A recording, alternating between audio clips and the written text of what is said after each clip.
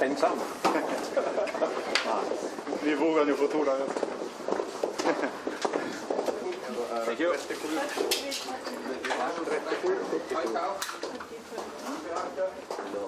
Nej.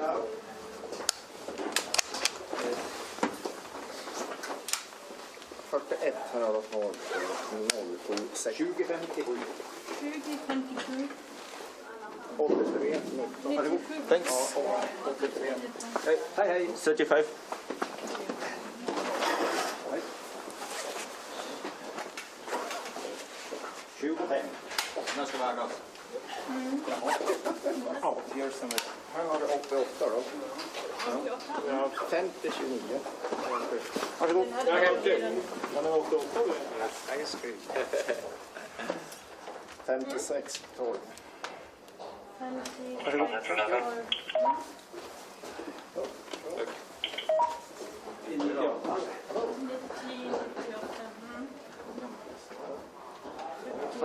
Thank you.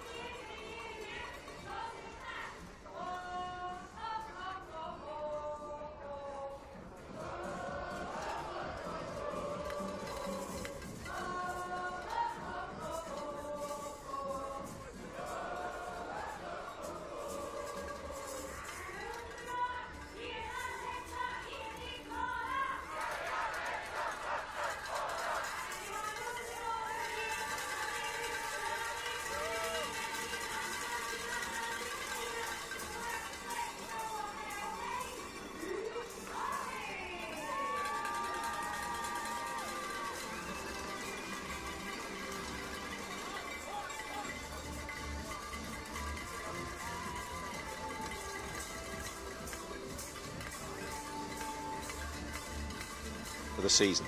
And of course Oberhof with a little spice in terms of the the fog as well. Your highlight yesterday in the relays? I think two of them. Vitozzi's shooting and stand was spectacular, fearless, and Johannes Tingesbø in the men. Leaving out Dorothea? Oh, she's always great. That's the new normal for Dorothea. But I tell you what struck me, had Johannes shot like that in any of the World Championship races, or all of the World Championship races, he would have gone home with a bundle full of gold medals instead of just one. Yes, but again, the pressure he had in yesterday's situation, he was just chasing, he had nothing more to lose, and he went for that risk with 3 spare rounds. No second chance today, no spare rounds. 5 shots lying down, 5 shots standing up, and a penalty loop of 150 meters for each time you miss a target today. So out and out ski speed certainly helps today, and that's where Johannes Tingesbø must quietly be confident. Starting number 3, Clement Bauer, long-time campaigner, and another man who were they only to shoot in the prone position, I think he would have won a lot more. His prone shooting is great, and I hope, I would love to see Clement Bauer. We saw some many moments of magic from him last year. He'd improved track time, and shooting was improved many occasions. Let's hope that's carried into this new year. Bjørntegard in a bit of a rush. He's the first to get away today. We have 1 minute now to the first start. We have a total number of 108 starters, 1 no starter, that's number 58, Hungary on quick. The rest come to the start. So welcome to day 2 of the Biathlon World Cup season, and the first individual races of the year. It's a sprint event for men and women. 10 kilometers the distance for the men, 7.5 for the women later on this afternoon. And with 109 starters, it is going to take some 54 minutes to get everyone underway. And winning time, I think we'd be, what, looking towards 24 minutes today. It's -2 degrees, 24:30 maybe as the winning time. 24:37, the winning time in the World Championships. Last time we had a World Cup here, 23:46, both by the same man, Johannes Tingesbø. And when I said 1 gold, 1 individual gold, he of course won a couple in the relays as well. He did the single and the mixed relay. Bjørntegard at the World Championships here, you do want to hold on to positives. He hit all 10 targets. He finished 7th at the World Championships. That's a huge performance. And actually, on that particular day, it was very windy. Today, the wind is much more kind. I think we'll see 15 to 20 athletes shoot the perfect score today. Ladipov going number 2, 25-year-old from Samara, and his stats in terms of the shooting, 84.76.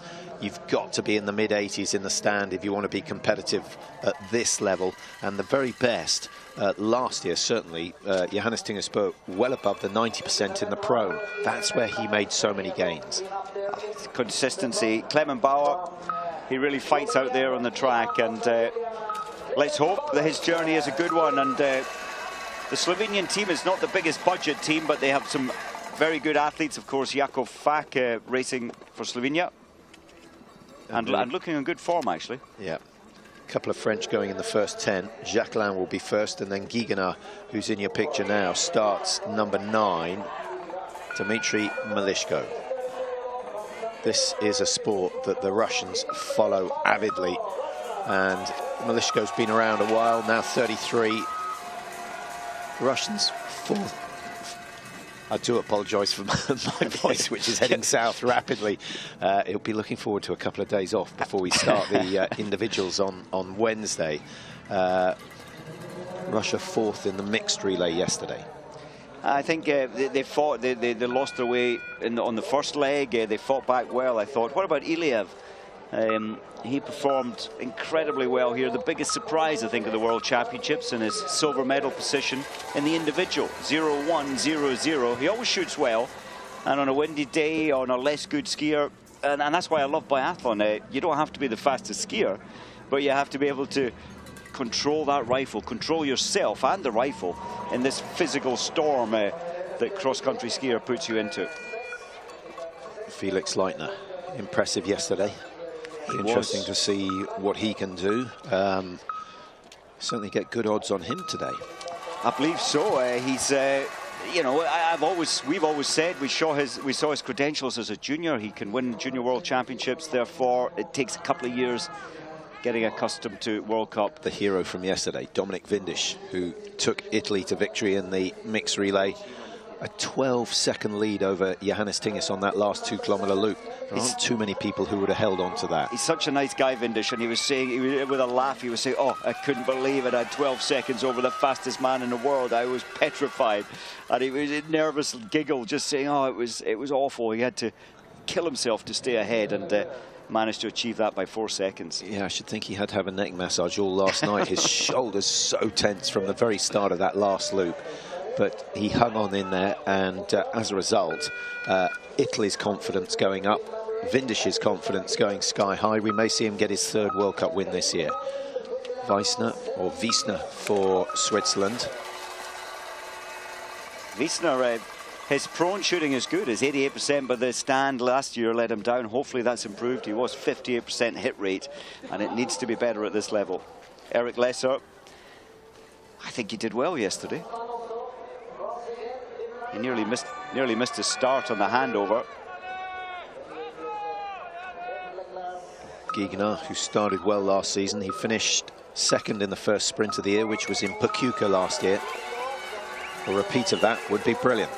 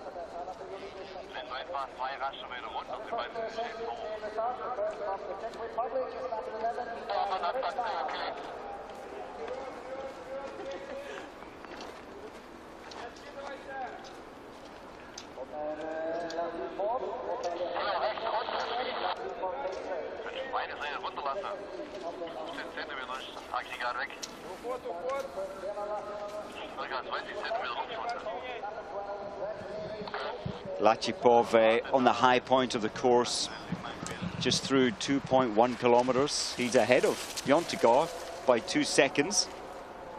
Tricky little section that. It doesn't look like much, but when your legs have been spent up the climb, it's quite a fast drop off and then spin left. Tariabo, the older of the two brothers, and had a good season last year. Nice to see him in good health. Of course, former winner of the overall World Cup back in 2011. Now both brothers have achieved that. First time ever. Rastaguyev's always fast. I remember when he started racing at the Student World Championships, he could miss every target and still win. Yeah, extremely fast. Shooting has let him down, and that was the case here at the World Championships. In the individual, he went 0, 0, 0. And it's huge pressure coming in, and he could have won a medal had he got the last 5 targets, but he missed 2, and that's always been Rastaguyev's case. It's the mind that trips up the shooting, gets in the way of the flow. Simoneda, who is now a veteran of the Austrian team, just starting, 36 years old.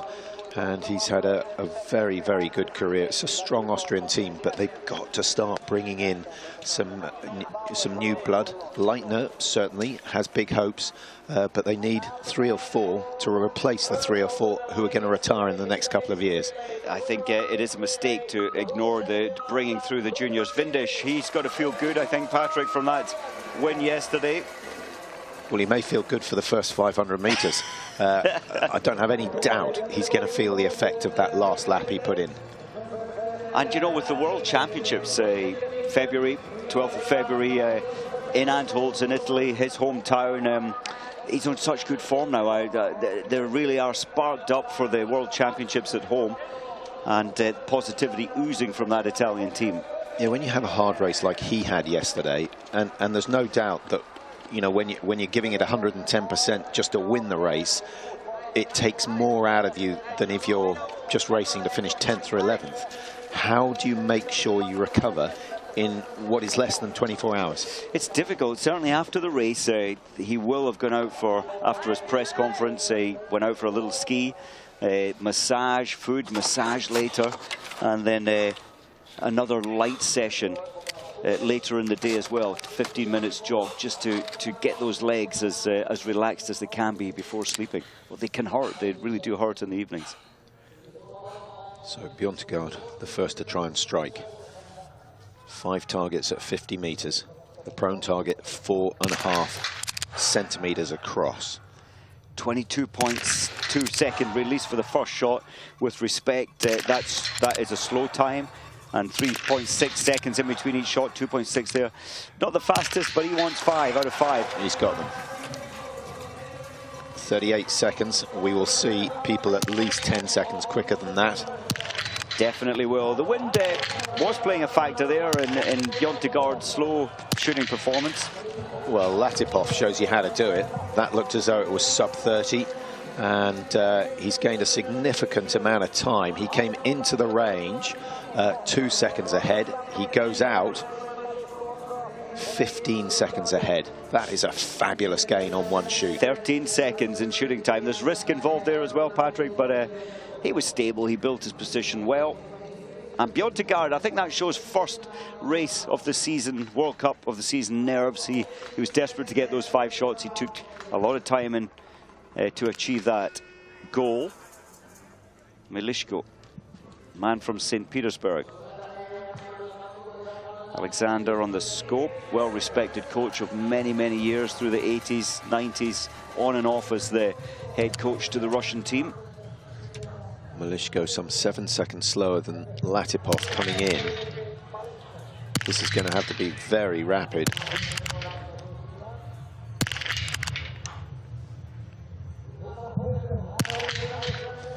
Game over. An extra 300 meters to ski. He is out of contention. Last year, I think only one occasion where an athlete missed more than one and still won the sprint. Johannes Tingis was the only man capable of doing that. On the whole, you needed 10 out of 10. I think so. The modern biathlon, that's the way it's gone. Look at the weight at the end of the barrel, the right of the screen. That's 150. That's a 200-gram extra weight. It's creating the stability in the wind. Yeah, another sub 30-second shoot, 28.7. Very good from Iliev. It's been his trump card all the way through his career, and he gets away before the gust of wind comes in through the range. So a little bit of luck going his way as well. I think over the years, Iliev, probably the best name in biathlon and from Bulgaria. We've had Slatev many years ago in the 80s performing well, but I think Iliev takes that crown, the silver medal last year here in the individual. Windy conditions for Jacquelin. He's checking the flags, looking further down range. The brain is looking at the close flag at 5 meters, the faraway flag, doing the little analysis. Now, if you're going to shoot with a raised foresight and rear sight, Mike, how much more important is it to keep the rifle absolutely vertical? It multiplies massively by raising the, you're absolutely right, raising the sights, you have to keep the rifle exactly the same position all the time. Oh, there's a huge throw off the shot, left and right tangent. Yeah, Martin Fourcade looks spot on. Jacquelin, very obviously, a little bit of cant on the rifle. As long as he's doing that every time, yes. Yeah, then it's safe. But adjusting the sights becomes harder as well. It does, actually. I certainly raised my sights when I was racing just for one season. In the end, I went back to the old setting because of that. The risk of the canting on the weapon really throws the shots wide.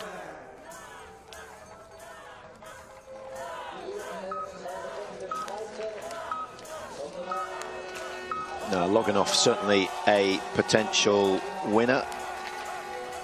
And he's got a pretty handy start position, starting number 25. As we watch Antonin Giganar coming in for his first shoot in the prone position. Now, as I mentioned, he finished second in the first sprint of the year last year. Giganar, that was quite lucky. It was a half-hit shot at 3 o'clock to the right side of the inner part of the target. That inner part, that was edge on the left, so the wind moving the shots left and right. And that inner part of the target, it's only 45 mils.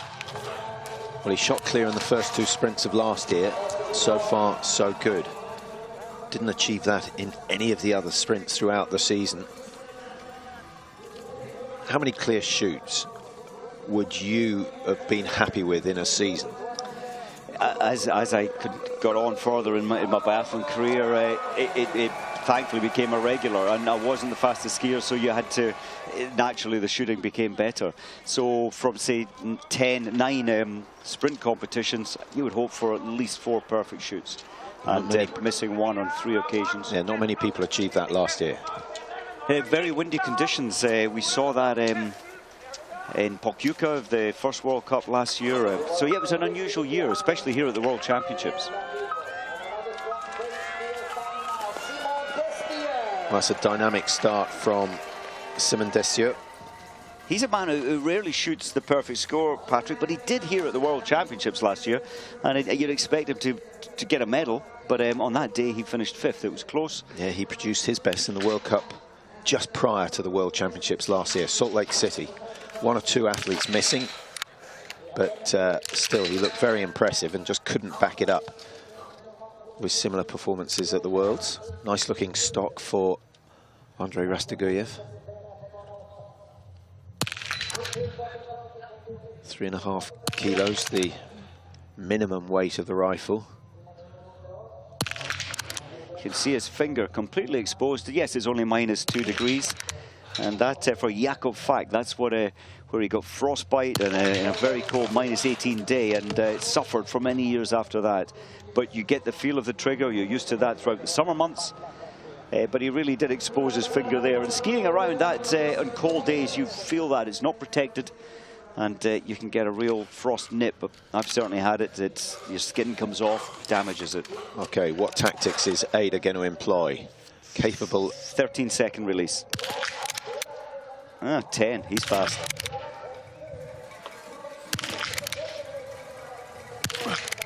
Hasn't worked. He ran out of air there in the last shot, but he kept his composure. 22.6, the fastest by some way. Rico Gross still in charge, and former champion himself.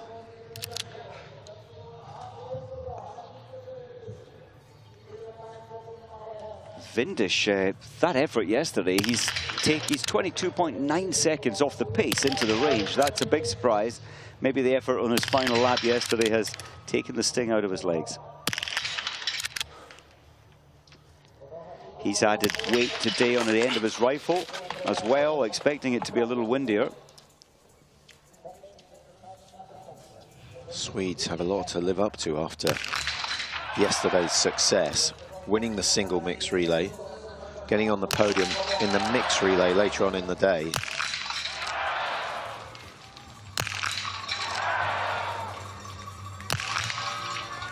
Oh, that would have been, what, around the 30-second mark?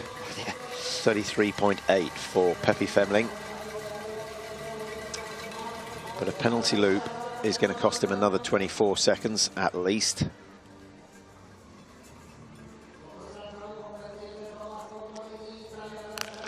Pedrushny from Ternopol.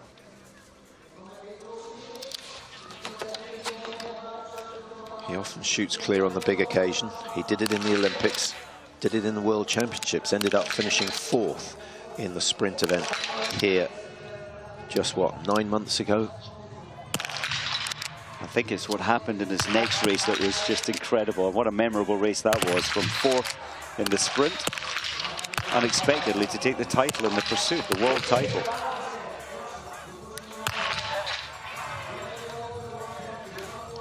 You get the feeling Bjorn was hoping for the perfect 10 today, didn't quite achieve that. He's picked up 1 penalty. Now, Latipov's first shoot was very solid, and as you can see from the caption, he shot the perfect score.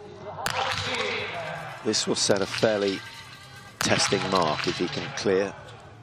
This is looking a lot better and then he goes and misses. Last year his best sprint performance was 43rd.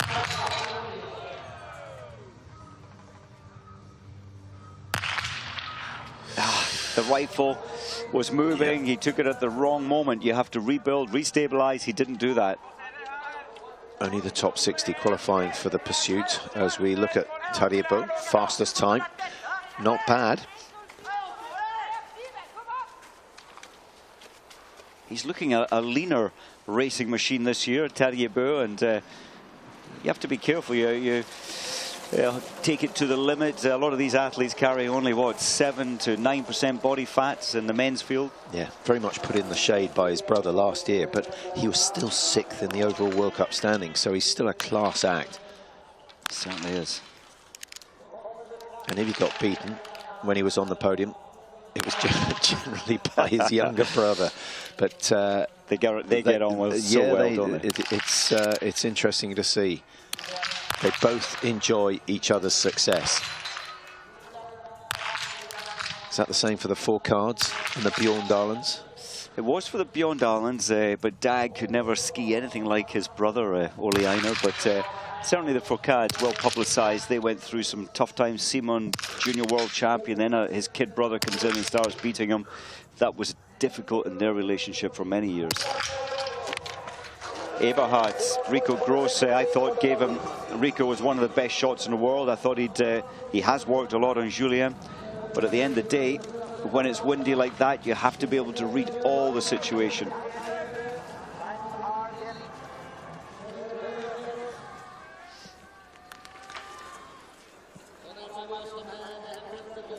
In terms of coaches, Mike, how valuable to have an ex-athlete as a coach, or do you think you're better off having someone who's a specialist physiologist? I think you need, certainly on the scope and in terms of shooting, I think you need an ex-athlete. You can read every book and you can understand it, but to read the wind, to know the heartbeat coming in, to know what the athlete's feeling, I think you get more feedback. But for me, we had a shooting coach who won 3 silver medals at the Olympics in shooting. For me, that worked, just to talk shooting. So I think you can learn so much from someone who's been on that journey. Jacqueline, the last shot, he'll be so frustrated with that. You want to get out of the range, he maybe wanted to get out too fast. Well, it's a nice shoot from Fak. Generally, to produce a decent result, he has to go clear in the prone. Logging off. It's a good time into the range, Patrick. He's only 5.4 behind the fastest skier, and he's managed to put all 5 down. Yeah, he shot clear in the first sprint of the year last year, and that put him up into 3rd position. Where's he going now? Just 5.4 outside the leaders. He's into 3rd. That's a very, very solid start. And I think the Russians will be happy with the way things are gone at the moment. They've got 1 and 3. And then we have to go quite a long way down to Malishko, who's lying in 22nd position at the moment, having missed 2 on the first shoot. What have we got? About 10, 11, 12 athletes clear so far. Guess what? Tadej setting the fastest time, 4.5 ahead of Chocolat. Taking quite some time for the first shot, 17.3 seconds. Yeah, we're looking at about, what, 31? 31.6 total time for Tadej. That was good shooting. Look at the flags coming from the top left segment. That drops the fall of the shot from no wind, low right. He did well there. So he lost a little bit of his advantage to Latipov, but he's still safe, still in the running, and leads the way at the moment. Dessieux, 7.9 outside Tadej time coming in. So he needs to shoot in around 23. He's not done that. Lovely routine that. So a couple of breaths before the first shot, then one big intake of air in between each shot. 2.4 to 2.7 seconds in between each shot. Great rhythm, great result. Benny Vega on the range for Switzerland as Dessieux exits. Standings at the moment after the first shoot. We have Burt, Latipov, Iliev. So Norway, Russia, Bulgaria, then Loganov and Dessieux in 4 and 5. Only 8 athletes through the second shoot so far, and it's Bjørntegard of Norway who leads. Latipov ending up missing 2. Oh, Benny Vega throws number 5 wide. He adjusted his sights, looked like 3 clicks to the left, moving the fall of the shot about 10 mils left, and maybe I didn't see it, but that last shot for Benny, maybe, I would imagine, missed at 9 o'clock. No one clear so far. Bakarnikov can't achieve it either.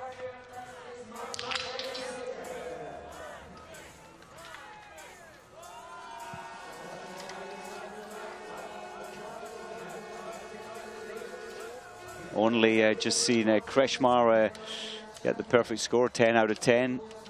10 athletes gone through. The worst shooting, unfortunately for them, Malishko missing 4, and Felix Leitner missing 4 as well. So not a great start today for his season. He raced very well yesterday, though.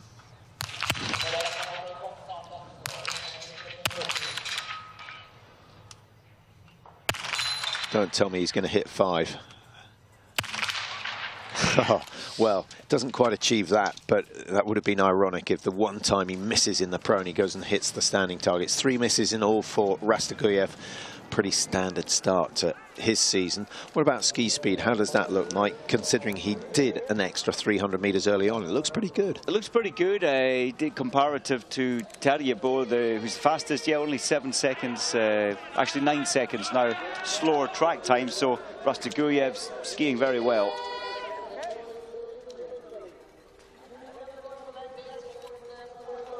So the two big names, Johannes Tingesbø and Martin Fourcade out on the track on their first lap.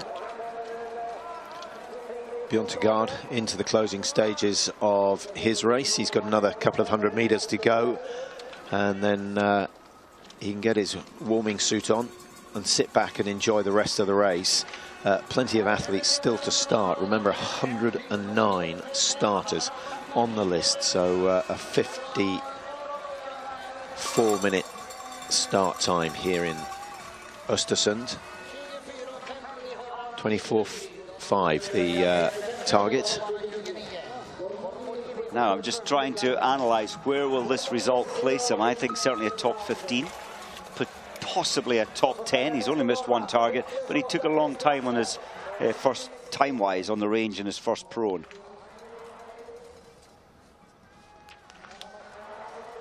Johannes Kuhn, second fastest time into the range. That's good news for him.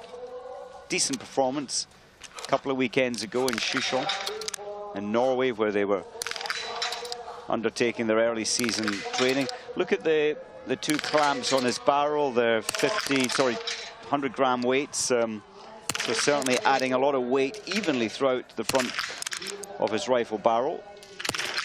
Seems to be working well. Fast, fearless, 15.7 seconds to the first shot, just under 30 seconds from stop to start.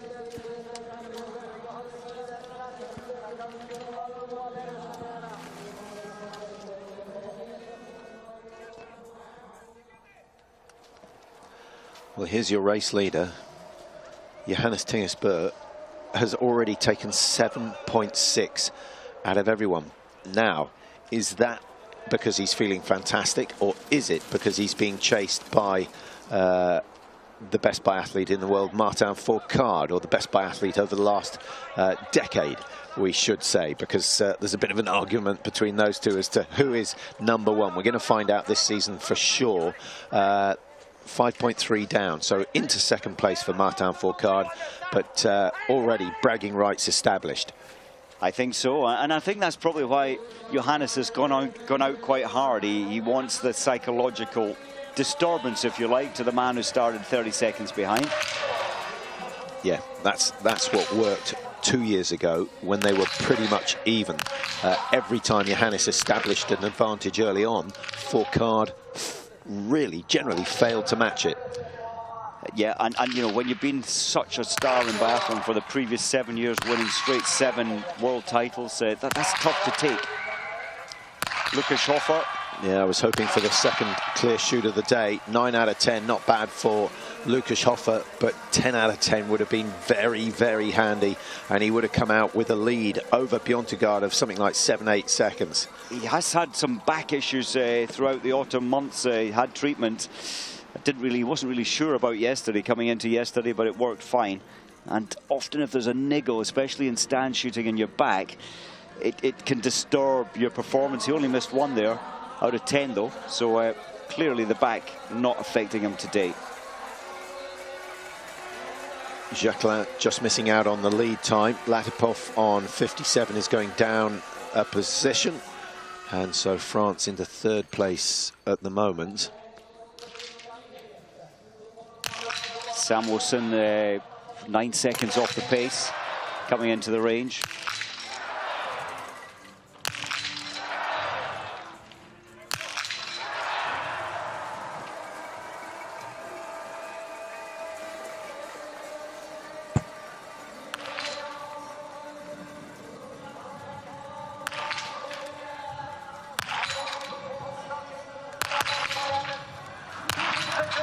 I think you could say it's a perfect start, almost a perfect start for Samuelsson, 7 seconds behind.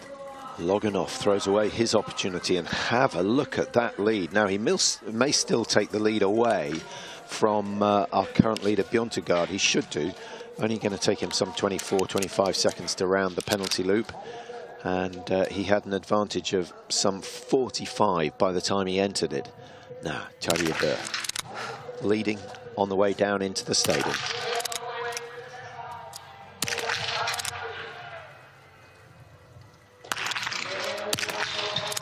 Benedict Dole, he really got down and into position fast, but didn't pay off there.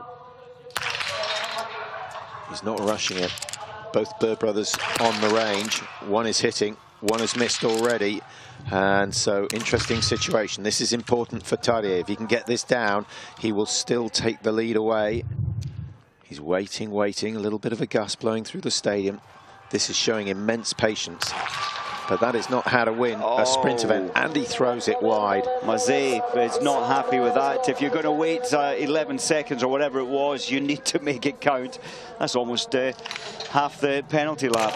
So, chance for Fourcade to swing the pendulum the other way and take the advantage over Johannes Tingis, who has missed a target.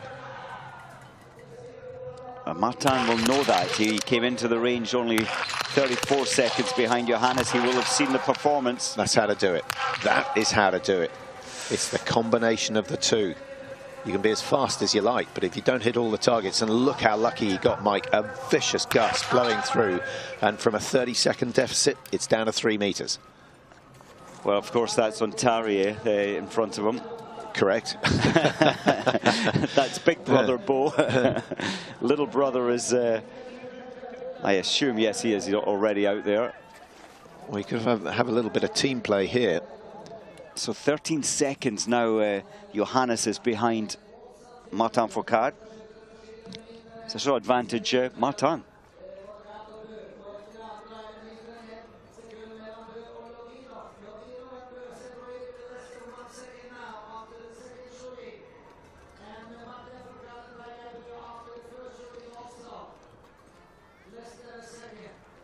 So our new race leader, it is Martin Fourcade. And he's gone through that first shoot with a time of 8:24. He's only 0.9 of a second ahead of Tarjei Bø. And what's his advantage over Johannes Tingis Bø, who has missed one? Yeah, 13.7. Yeah, 13.7. So Johannes Tingis, the fastest skier. Martin Fourcade, one of those who has managed to clear the targets. Now, should Johannes Tingis hit all 5 in the stand, that puts the pressure on Martin Fourcade. It does, and once again, he's going to be aware, because he'll be coming into the range, what, maybe 19 seconds, maybe 20 seconds behind Johannes. He may well try and pull alongside Johannes if he's still shooting to, well, why not, possibly put him off. A bit of a gameplay there. Lukas Hofer take that penalty away, as all athletes view later on in the evening. He would have been almost through that split time by now, chasing Bjørntegard's time. Busy track, Patrick, when 109 people, of course, some will be finishing before the last athletes start, but a lot of traffic all the way around this 3.3 kilometer track. Doesn't look it on the camera, but this hill, it's probably one of the longest single climbs.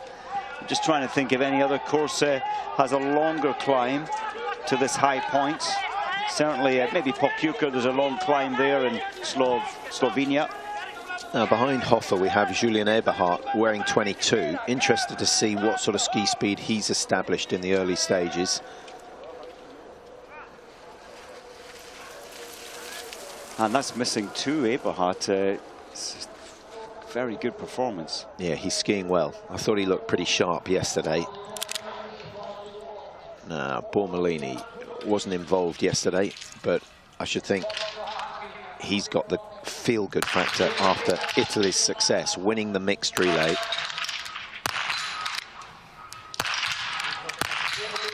his stand position, look at the tightness, the closeness of his left hand. Yes, it's built up on a support.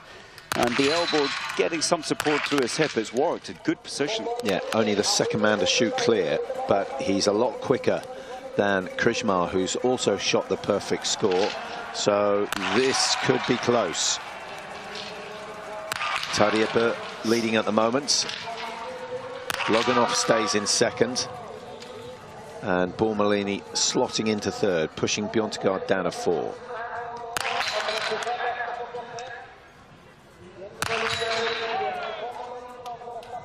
Oh, 14.9, just under 15 seconds to the first shot released. It was tense, hurried, first race of his World Cup season, a little nervous.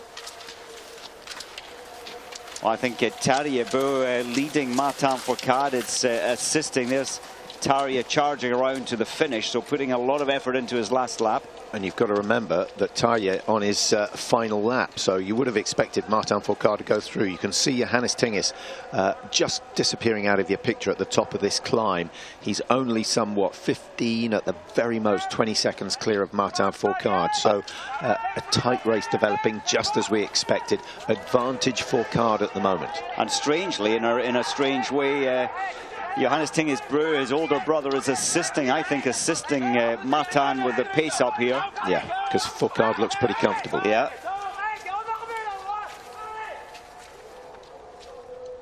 Pressure, just think the pressure now is almost like in Pyeongchang, the Olympic Games, where they thought they were pushing each other for the gold medal.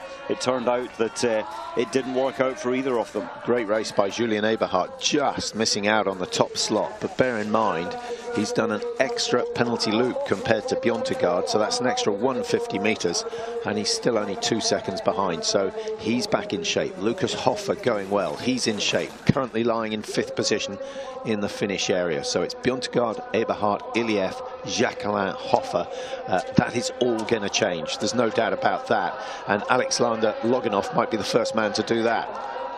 Very much looks that way. He's coming up to the top of the field. It's 3 seconds. He's not going to let that go. He may actually improve it slightly to the finish line.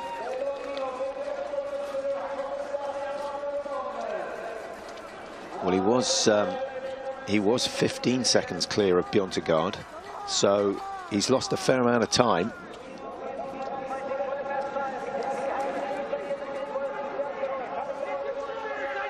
.30 seconds to go, just over 200 meters into the finish. Should be able to manage that without too much problem.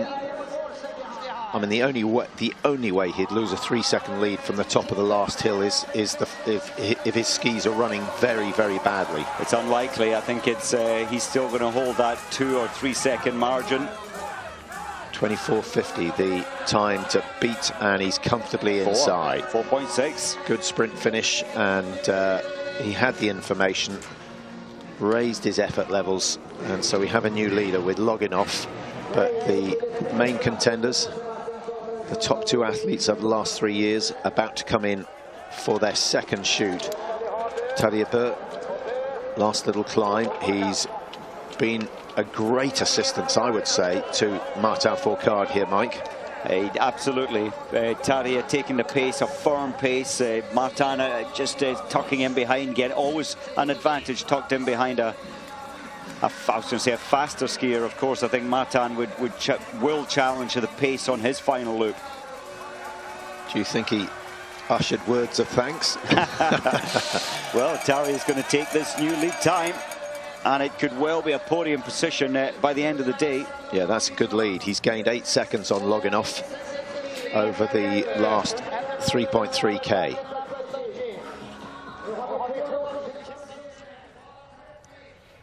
You feel he has to be clear to have a chance of winning.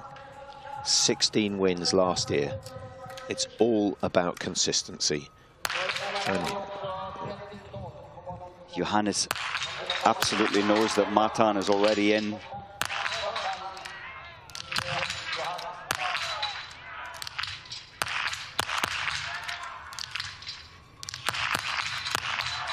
Martin is taking an age over his second shot. He's so out of breath. He's trying to calm down. It's working. Not the middle shot. Well, the advantage switches yet again.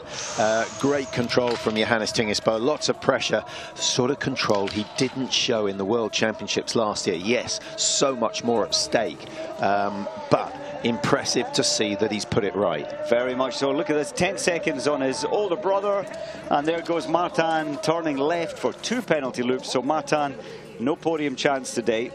Had he gone clear?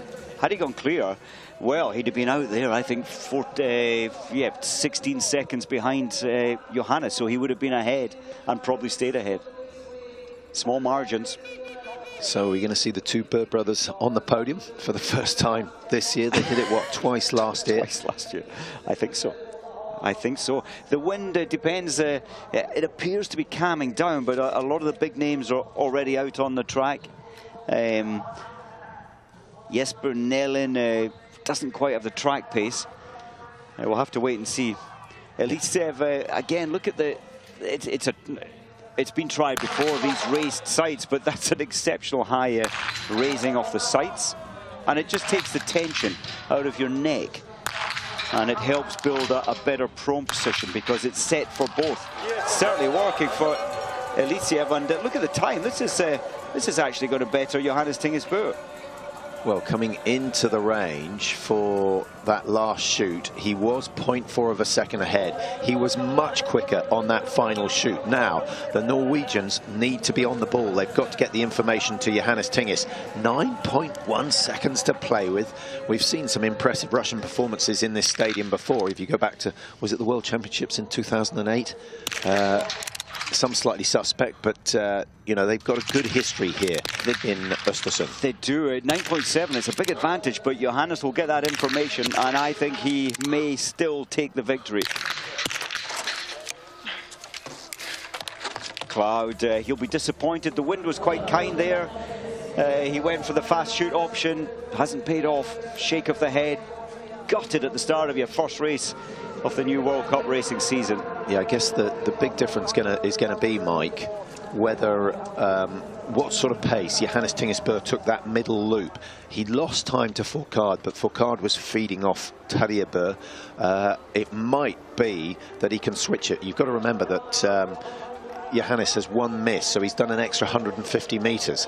He's done 150 extra. Elitsev shooting a little faster, only had a 9 deficit, so I'm calculating it's going to be tight, and I still think Johannes, it's advantage to the Russian. You're always getting split times off the athlete ahead, but Johannes is going to smash this last loop. Yeah, and you've got to remember, Vindish yesterday had a 12-second lead for a 2-kilometer loop, and exactly. Johannes Tinges couldn't close that.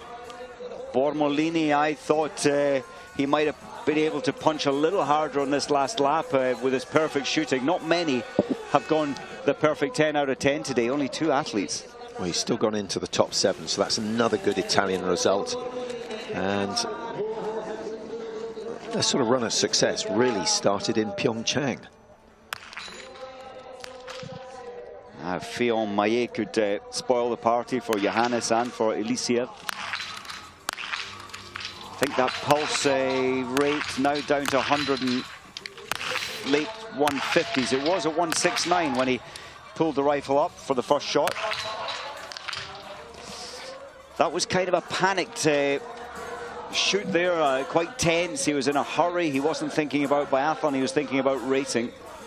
Yeah, Fillon Maillet started the season well last year with a very, very impressive second place in the pursuit in Pachuca, having started it in 11th. Now, here's the man who has work to do. He's going to take the lead when he comes through the 8.7. The question is, can Elitsev, who leads after the second shoot, can he match Johannes Tingesbø? But still doesn't look quite as sparky as last year. I was about to say the same thing. There's just not that crispness of movement.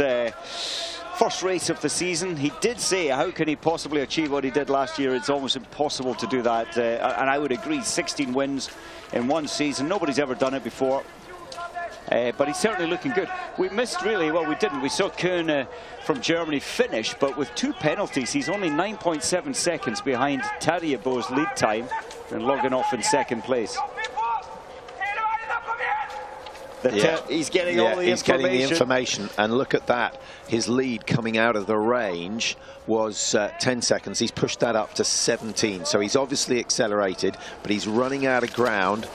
When that mouth is wide open, you know he's on his limit.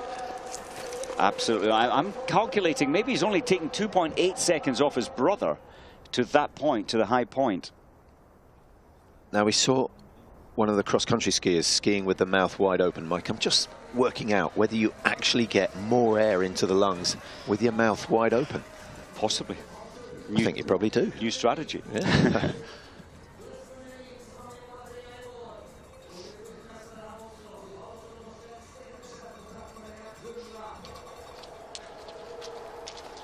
Elisiev, the dynamic. Where's your money? The dynamic. Well, I'll still go with Johannes Tingesberg to win, but the green light at 8.7 for the Russian. Oh, it's not bad. He's got a way to go.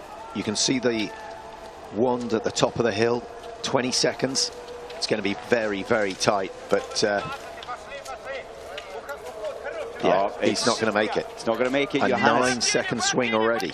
And even from this point on, Johannes will, I think, take another at least 5 seconds. Nope, not the day for Elisiev.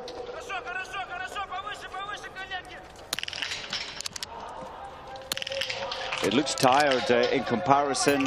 This hill is a killer. You need to have strong legs. You need to be in good form to cope with the stress up this climb. Jesper Nellen, he's normally a very good shot. At home, his home training venue, he's only hit 2 out of 5 in prone shooting.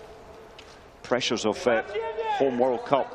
Yeah, it's just having a look. Those who were in contention after the first shoot, Elisiev and Fillon-Maillet. Elisiev on the charge, having shot clear. Fillon-Maillet missing 2 on that standing shoot. So he's out of contention for a top 3, definitely. He's 44 seconds off the leaders.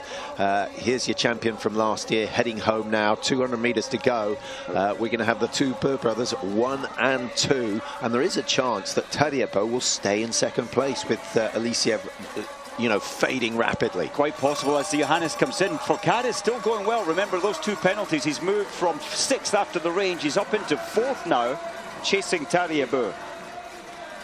So he starts this season how he finished last year. 16 wins last year, another 15 to go, and he'll match it. He's worked very, very hard today. Is that going to be the winning time? I think probably yes.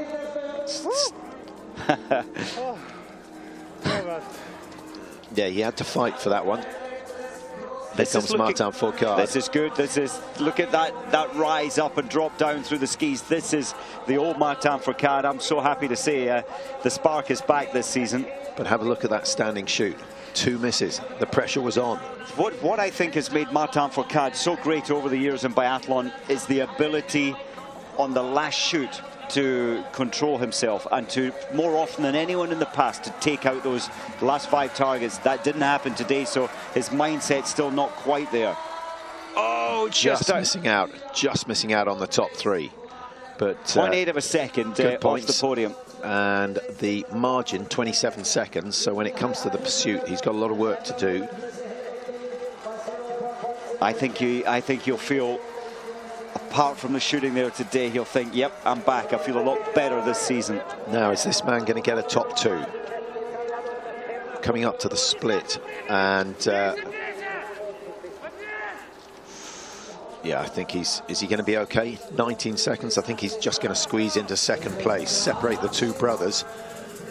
But Tadej Bø staying in top spot. 78, Timothy Lapshin, Mike, he's gone clear after the first shoot and is within 18 seconds of the leaders, so he could possibly do something later today. Oh, it's still the Bø brothers 1 and 2. How good is that? 0.9 of a second. 0.9 of a second in it. And Elisiev fading badly when you consider coming out of the range, he had a 19-second lead over Tadej Bø. So he's lost 19 seconds in that last 3.3, but he shot the perfect score today. He's raced well, and I think the Russians will be delighted with that. I think that you can give no more. Elisiev had nothing more to give. But I do think that shows the strength of the final lap from Tadej Bø, and that's where maybe Fourcade staying with that pace was his downfall when it came to his stand shooting.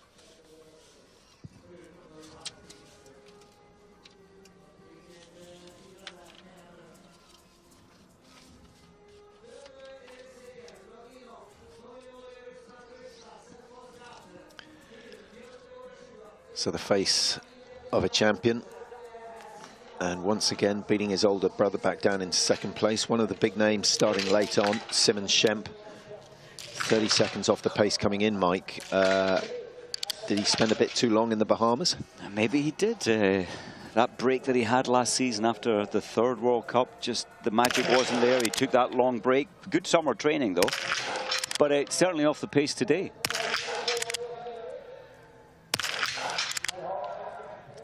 I think there comes a break point with endless training from a young age. You know, there's a residual fatigue and a mental fatigue eventually. You have to hurt yourself in training to be able to push so hard in these races. And there's a fatigue that comes from that connection.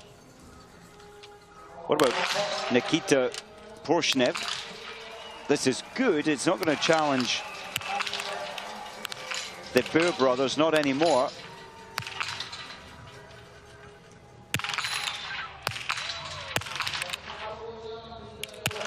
Oh, what a pity for Porshnev. One of the least experienced in the Russian team here. And that experience will be a big learning point on what not to do to change things in the stand shooting. He'd only ever done Porshnev at 3 World Cups previously.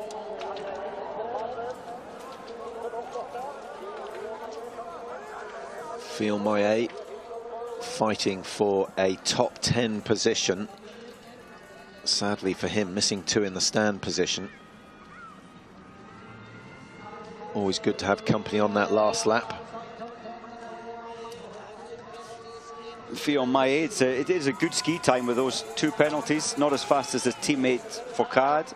Yeah, that's a good battle he's had with Dominic Landertinger. He started some way behind the Austrian, but the two have skied well over that last lap, and it's not quite put him into the top 10. 11th position, as you saw. So Jacquelin 10, Phil Moyet 11. We've got 3 Frenchmen in the top 11. We've got 3 Norwegians in the top 7, and Russia sitting 3 and 4 at the moment with Alisiev and Loginov. And very few clear shoots today. On the front sheet of the leaderboard, just Alisiev and Bormalini. I think in total there are about 4 clear at the moment, but the others considerably slower.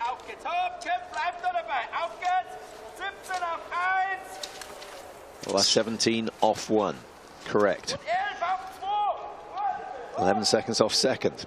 Which bit of information helps most? Neither really. You know, 3 seconds off top 3 would be good. It's letting him know, I suppose, that he's there. He's in the race on a perfect shoot. His information will be a lot more positive next time. So there's the leaderboard at the moment. Can't see too many changes taking place in the, I was going to say top 3. I can't see any changes taking place in the top 3 for now. Going back to shoot number 1, the highest start number that's made any impact was Timothy Lapshin, who started number 78. And we'll try and pick up on him when he comes through for his second shoot. It won't be long, but even Lapshin, 18 seconds given away on that first loop. You'd expect him to be about a minute behind come the finish, and that's not good enough for a top 10. I'm just looking at this. Nothing has really changed. Loginov second in the world last year. He's 4th at the moment at the finish. Foucault definitely, in my opinion, better than he was last year, but in 5th position. And the Boer brothers at the top. And in terms of ski speed, Foucault just 3 or 4 seconds slower.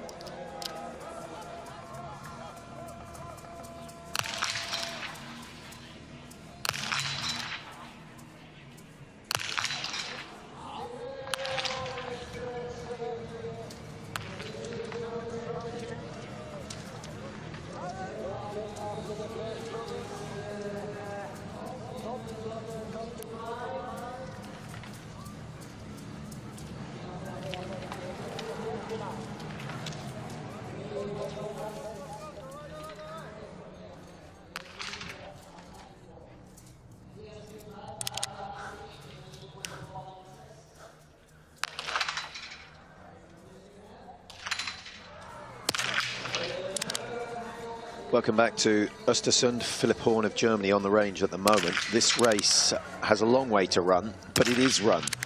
We pretty much know who's going to win it. Johannes Tingesbø's recorded a time of 24 minutes 18 seconds. Not the fastest time on this course, but that's because he missed one target. His brother missed one and is sitting in second position. Alisiev of Russia going clear, just 19 seconds behind.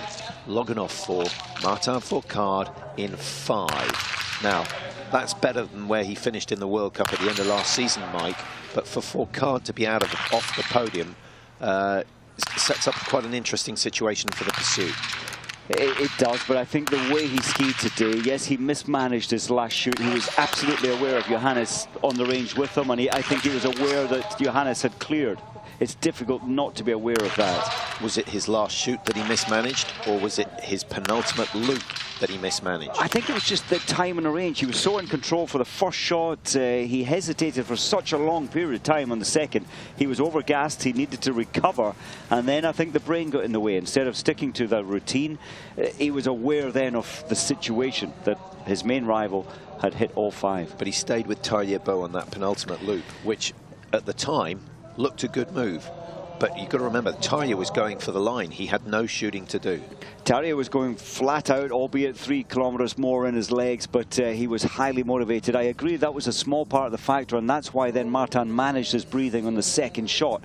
But in that hesitation of 6 seconds, 7, 8 seconds, he then became aware of, oh my word, Johannes is actually getting them all. And then that tightened him up and he missed 2. Yeah, opportunity is at this stage of the race as we watch Fabian Cloud coming in. A mention of the IBU Cup and a great result from Amanda Lightfoot. Yeah, I thought that was brilliant. She didn't. That was the second 7.5 kilometer sprint, the same as we'll see the women here later. The first one didn't go well. The second one she came 18th, and that's missing 2 shots.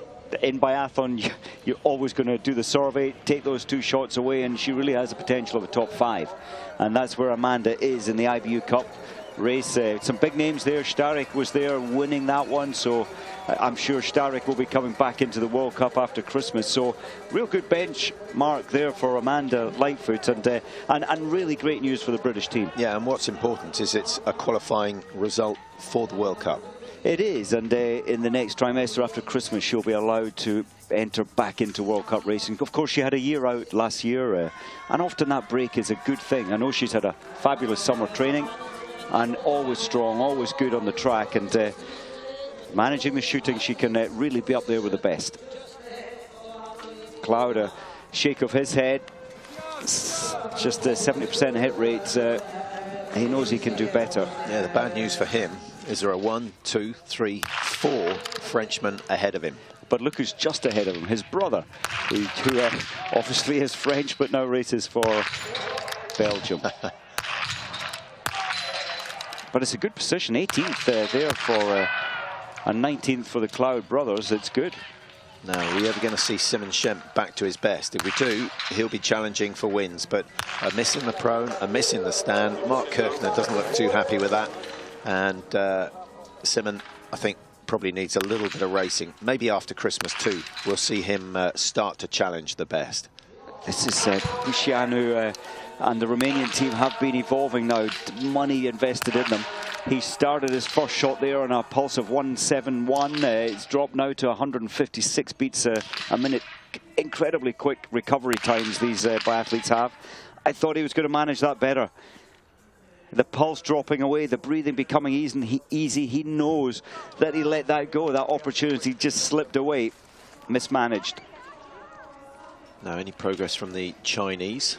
We're interested in the Chinese this year because they are now coached by one Uli Einar Bjorndalen and his wife Daria Domracheva coaching the Chinese women. This is all... Yeah, sorry, there's Chinese athletes. We had Tang Yinli starting 106.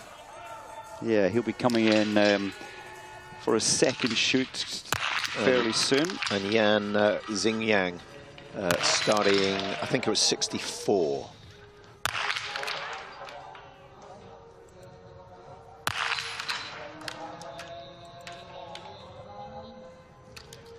Yes, Jan missing 3 targets. 72nd, they're hoping they can make the top 60 in these sprint races. Then into the pursuit, you have to start nibbling at your aims, and that would be a good aim, but not going to happen today. Another 2 targets down, and he would have achieved that. And Jan 72 now after the second shooting.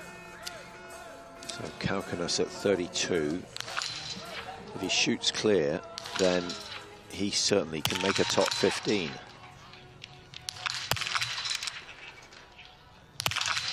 The smaller nations in biathlon, you know, many say the disadvantages in equipment and backup. It's a tougher battle for the smaller nations of biathlon, but this is a wonderful performance from Kaukanas. Now, in terms of ammunition, you may have seen the name of Lapua on his forearm. 10x, another. What's the difference between the two? It's hard to say. In terms of grains, much the same. In terms of construction, much the same. And in shooting in cold weather, again, much the same. But 10x is wonderful ammo. British ammo and Lapua Finnish ammo, both top class. Last of the Norwegians to start. 14.5 down coming into this first shoot.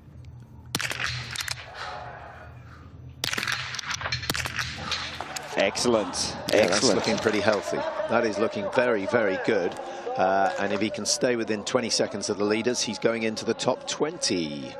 Might be just outside that. It's taking some time, Patrick, to get those poles on. You need to bring the arms in as quick as you can, but a lot of Velcro to strap back on. Well, that's not bad, Mike. You said he would keep the race alive. He's certainly done that. 14th place at the moment, 18 seconds down. If he stays 18 seconds down, come the end of the race, he goes into 2nd place.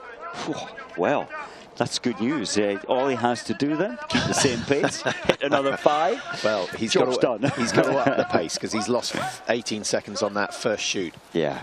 And actually, he's already behind Johannes Tingesbø, who missed the target and was only 13 seconds behind after the first shoot. Yeah, that's the reality, isn't it? And many of those first 18, well, Terje Bo also missed 1. There was a lot of good performances in the pro, and it's the stand today which has failed a lot of these athletes. Oh, here's Jakob Stretchy, as we like to call him. We're not quite sure on the pronunciation of that one. We'll work on it. Stretchy. But determination, good prone shooting. He's taken his time into the first shot at 20 seconds, getting his breathing under control, but struggling a little.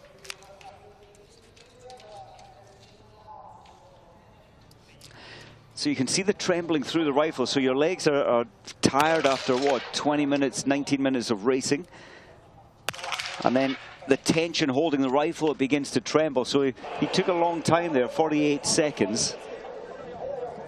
And often that can be an error, to stay so long. You tremble an awful lot more, and you're holding tighter instead of being quite relaxed through the rifle.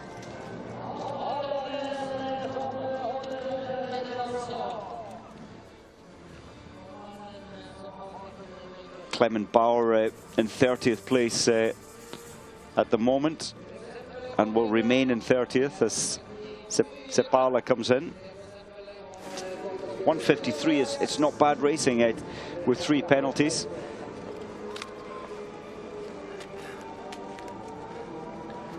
I'd like to see the Finnish men's team get back to where it was in the 80s and 90s. Big names taking medals at major championships. Haitilahti.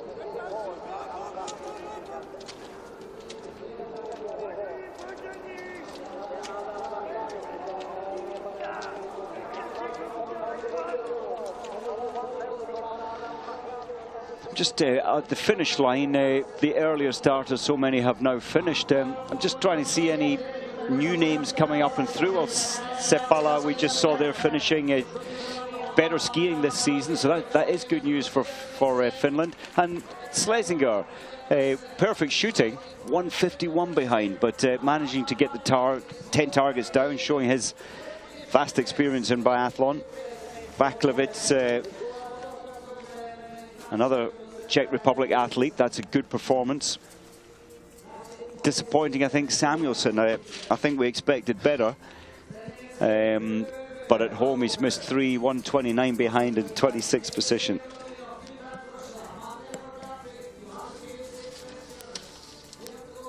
Yeah, Samuelsson with a clear shoot, and he will do the calculation as well, would have been competing for a top 3. So he knows he's got it.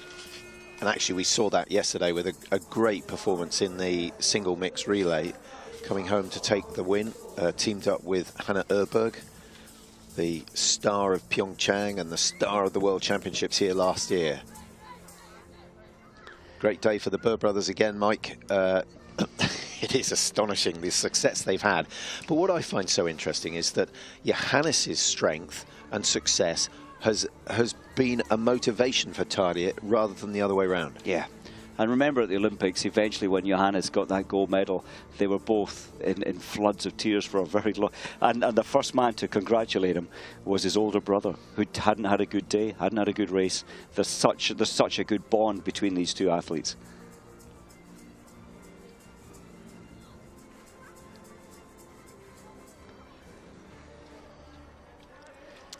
Well, there's still a way to go, and Johannes Dalle has gone through now, 27 behind. So he's lost 9. That's quite a margin to lose from the range to this point. Yeah, but when you think, you know, if he goes clear, it gives him a huge advantage over the Bjontegaards and Kearns. I'm not sure he's going to match 4 card, even if he hits 4 out of 5, or even if he hits 5 out of 5. I don't think he'll match Martin Fourcade. So I think top 10 is really what we're looking at for Dalle. Yeah, and he needs the 5 hits. Remember when they took him into the World Cup racing in Novo Mesto last year? Again, he got Group 4, but he finished in 10th position, his first ever World Cup. And they were all there to congratulate him. They knew how good that was at your first outing in World Cup. I was wondering, Patrick, with Johannes Tingis soon to be a father, you know, all that kind of stuff in the background, not in the background, entirely in his life. It often can put an athlete off the worry, the different, the new life that's going to create, you know, the score. Yeah, I think the problems arrive once the baby arrives, and you start to lose sleep, and you start to be exposed to bugs, and illness.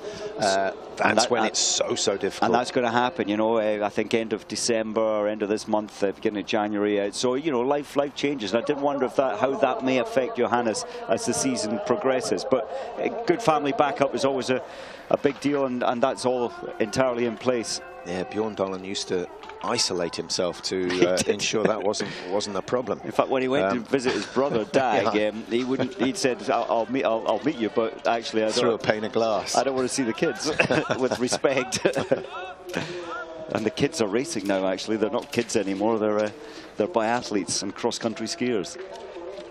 Oleiner with his own child now, and I think they're going to continue coaching until they have to make a base once their kids get to school age. Yeah, little Xenia will be, what's that, a couple of years' time?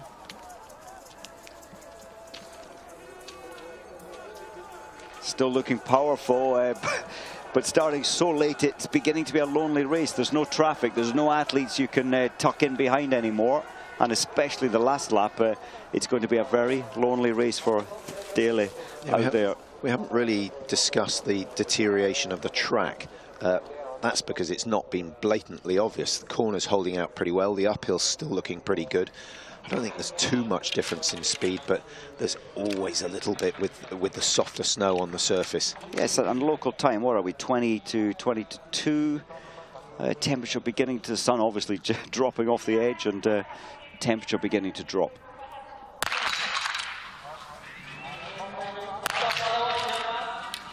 Oh, he needs all 5. Just one miss would be okay. Excellent. Thomas Kaukanas, but he wanted 10. He needed 10 there. Now, here's another man who needs his last 5 targets badly.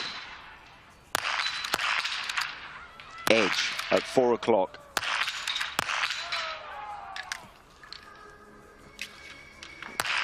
That's a long hold.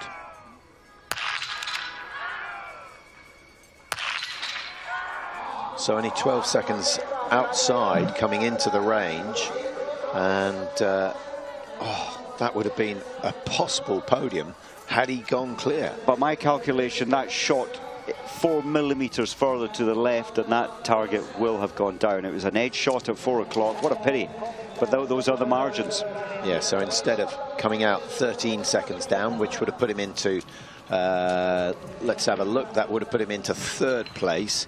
He is going to find himself another 25 on top of that. So we're looking at around 35 maximum. Yeah, what, 9th position. So as you say, out in what would have been 3rd, it will be 9th, 8th maybe.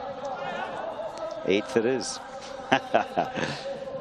And now it's a fight around, a lonely battle all the way around this final 3.3. He's picked up the pace though.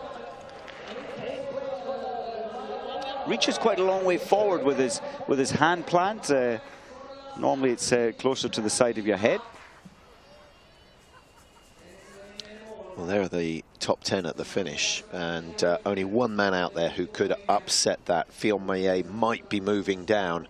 I think we're looking at 10 or 11 for Dale by the time he comes in. Bormolini likely to go down to 13, but that's still a good day's work. Jakov Fak missing 1 in the stand, 1 in the prone, so not a bad day for him. Athletes at the moment who are going to miss out. The Gau brothers at the moment. Scott is in 61st position. Christian is in 56th. That's likely to change a little. So Canadian athletes at the moment. Christian Gau in the top 60. Streki safely into the pursuit race with a 37th position. With the change in the World Cup points a couple of seasons ago, he gets himself a couple of points as well. Good start to his season.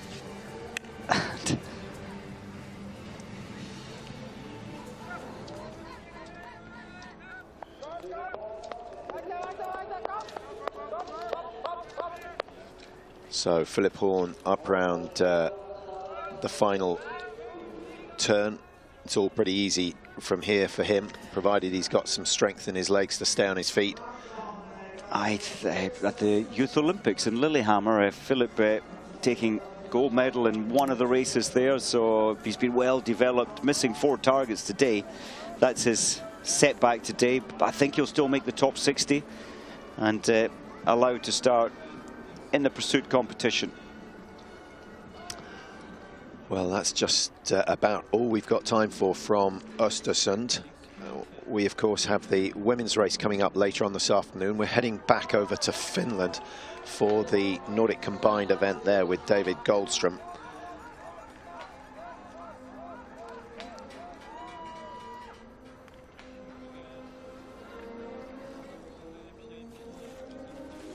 So 94 of the 109 starters completed.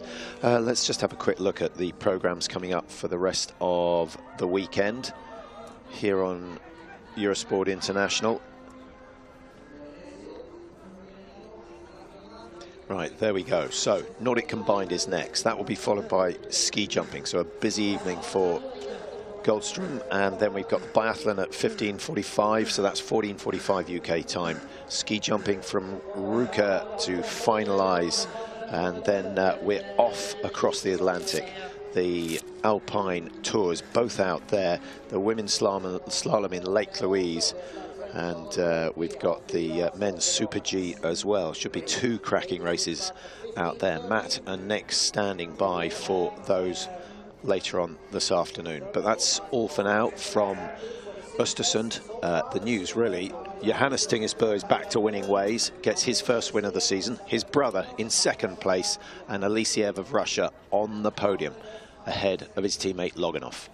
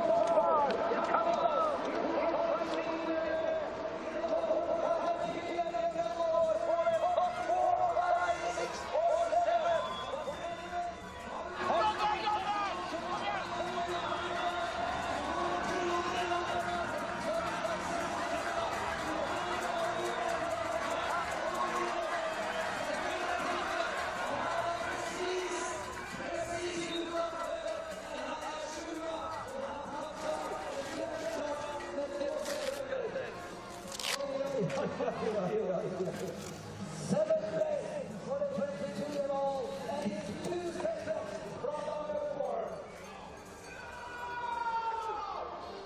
En applåd för Johannes Långe. Han kommer att bli champion. Ja, Jesper Mölin, han har i alla fall Ostersund här och Litt for Östersund. Kan du si veien? Ja. Vinter var jeg 40, så jeg har ikke kost meg. 55. Du holder fortsatt hånden i dag. Ja, men ikke på samme måte. 8. Nå må jeg kjempe slutfart.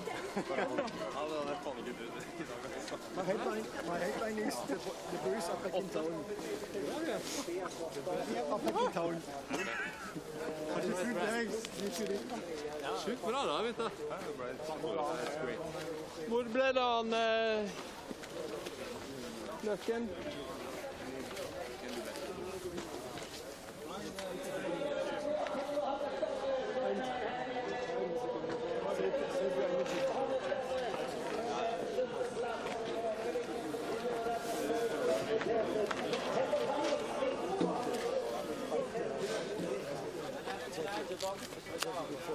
Hvor ble det av med Løkken?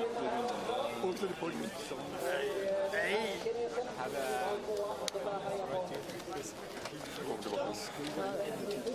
He's so crazy.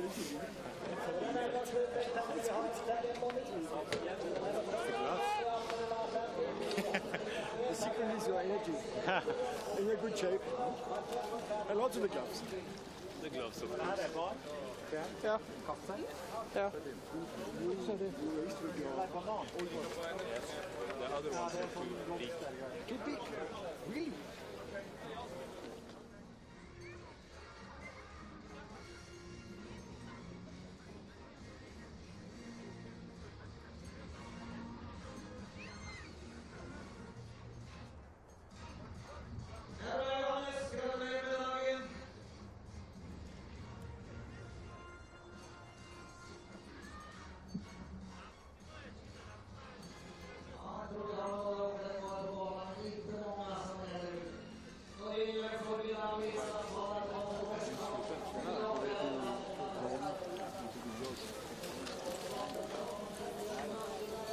Very good. It's a very good team result. Ja, det er en fin result. Hell!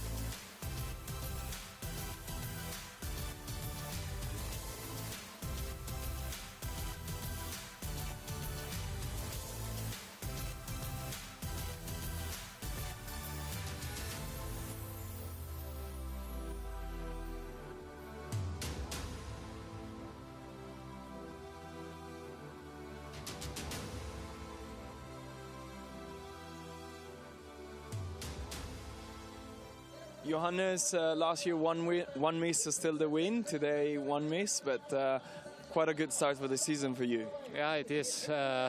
I think the field is a lot more closer than last year in the tracks, in the course times today.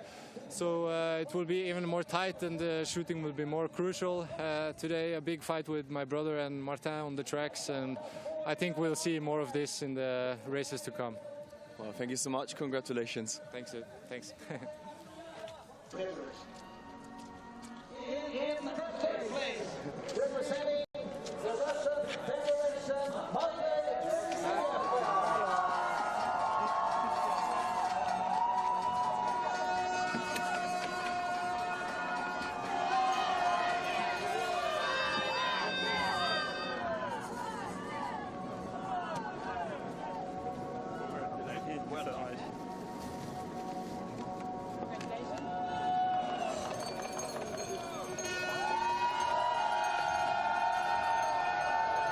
second place and runner-up, representing Norway,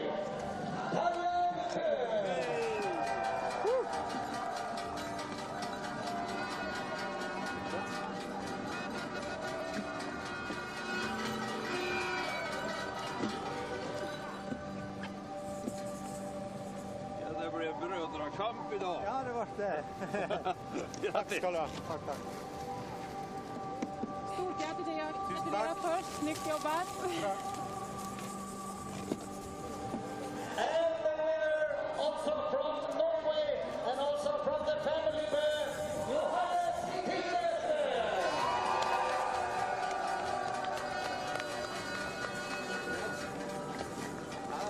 Petersen. Yay!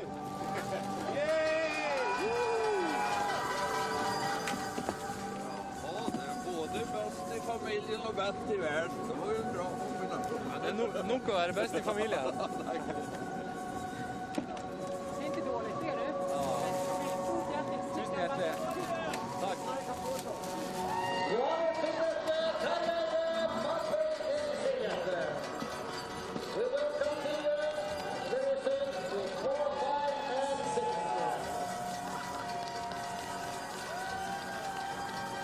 Number 4, also representing the Russian Federation, Alexander Biatlón. Number 5, representing from Martin Bergander. And number 6, from Turkey, Herren.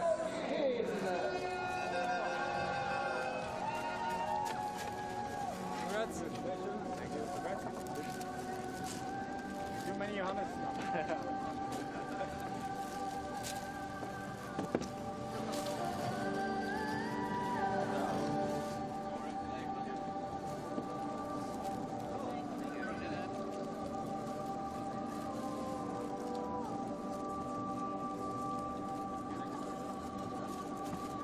Så, en sista förhållning, last big round of applause for Johannes Petersen, Herren, Martin Bergander, Alexander Biatlón, and Johannes. Ladies and gentlemen, 15th.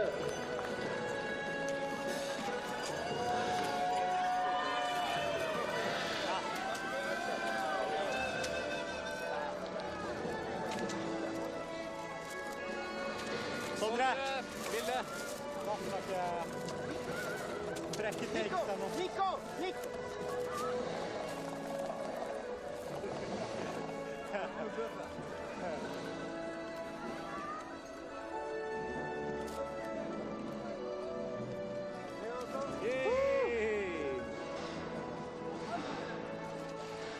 Ja.